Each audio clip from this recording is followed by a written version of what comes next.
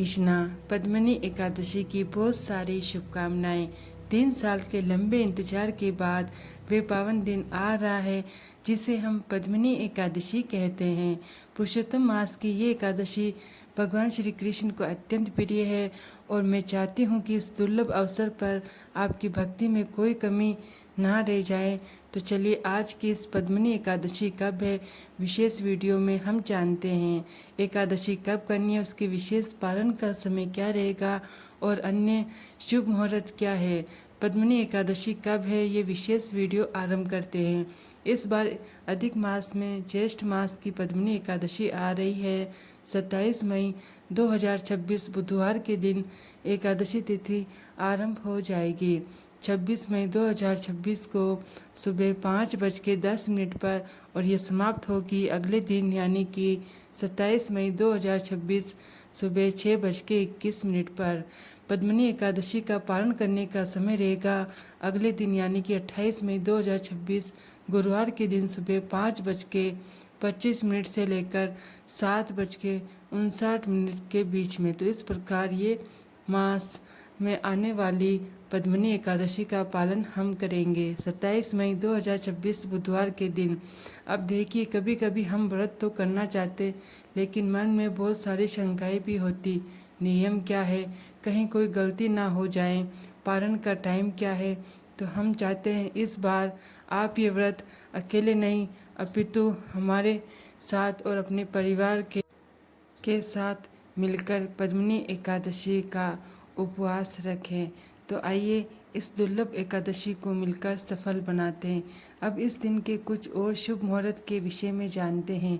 पद्मिनी एकादशी के दिन प्रातः ब्रह्म मुहूर्त का समय रहेगा सुबह 4:03 से लेकर 4:44 के बीच में और सूर्योदय होगा सुबह 5:25 पर।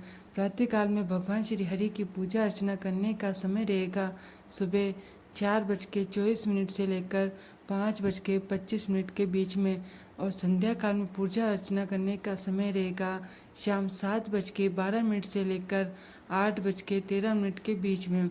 इस दिन विशेष रवि योग और सर्वोच्च सिद्ध योग भी बन रहे हैं, वे लगेंगे सुबह 5:25 से लेकर 5:56 के बीच में।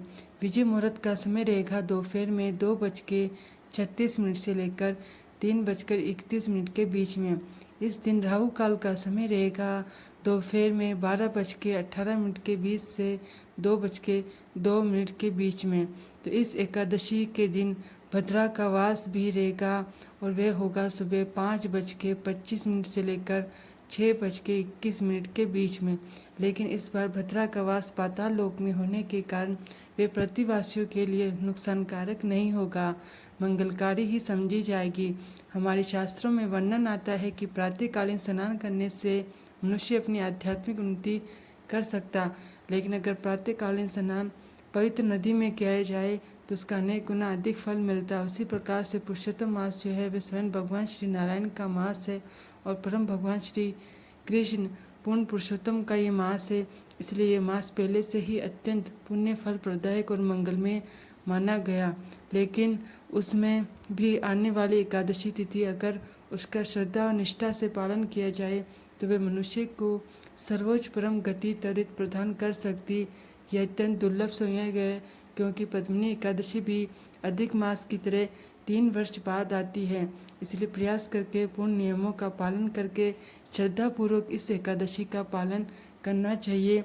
प्रत्येक मनुष्य को चाहिए, वे स्त्री है या पुरुष, अबाल या वृद्ध, युवान या मरणासन, प्रत्येक मनुष्य को प्रयास करके इस एकादशी का पालन करते हुए व्रत और उपवास रखना चाहिए। अधिक से अधिक भगवान के पवित्र नामों का जप करना चाहिए, यानी कि हरे कृष्ण कृष्ण कृष्ण हरे हरे, हरे राम राम राम हरे हरे।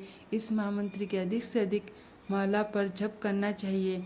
कई बार लोग कहते हैं कि हम तो भगवान का नाम जप सदैव करते रहते, मन में स्मरण करते हैं, लेकिन हमारे आचार्य द्वारा बताई गई रीत ऐसी नहीं। हमारी गुरु परंपरा में सिखाती है कि भगवान के नाम जप का उच्चारण माला के ऊपर एक स्थान पर बैठकर पूर्ण एकाग्रता के साथ करना चाहिए। हमारा मन वास्तव में इतना चंचल है कि वह एक स्थान पर टिक ही नहीं सकता और उसे टिका कर रखने के लिए भी हमने अपनी सभी इंद्रियों को हरि नाम जप के अंदर सम्मिलित करना चाहिए। और वे कैसे कर सकते हैं? जब हम माला के ऊपर जप करते हैं तो हमारी श्रवण इंद्रिय यानी कि कान उस मंत्र जाप को सुनते हैं, जीवा द्वारा हम उस मंत्र का उच्चारण करते हैं। तो इस प्रकार से हमारी जीवा और कान दोनों ही इस कार्य में व्यस्त हो जाते हैं। और उसके बाद तीसरा स्पर्श यानी कि हम जो भी मंत्र जाप कर रहे हैं वे माला के ऊपर करने का विशेष फायदा यही होता। ऐसा करने से हमारी स्पर्श इंद्रिया जो है वे भी भगवान की सेवा में लगती है। इस प्रकार से शरीर के सभी अंग जब एक ही कार्य के अंदर व्यस्त हो जाते हैं तो उसमें एकाग्रता आती है। और आध्यात्मिक रूप से देखा जाए तो एकादशी इंद्रियों का वश में रखना यानी एकादशी का व्रत करना, इसलिए भी ये पद्मिनी एकादशी हम सब के लिए अत्यंत महत्वपूर्ण दिन होने वाला है। आप सभी तैयार हो जाइए इस एकादशी का व्रत पालन करने के लिए। और साल में 3 वर्ष बाद आने वाली इस पद्मिनी एकादशी की पूर्ण श्रद्धा और नियम पूर्वक पालन करें।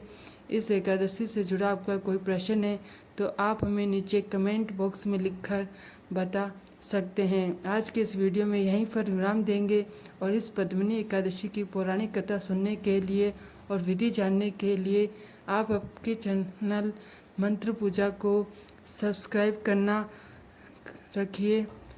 हरे कृष्णा।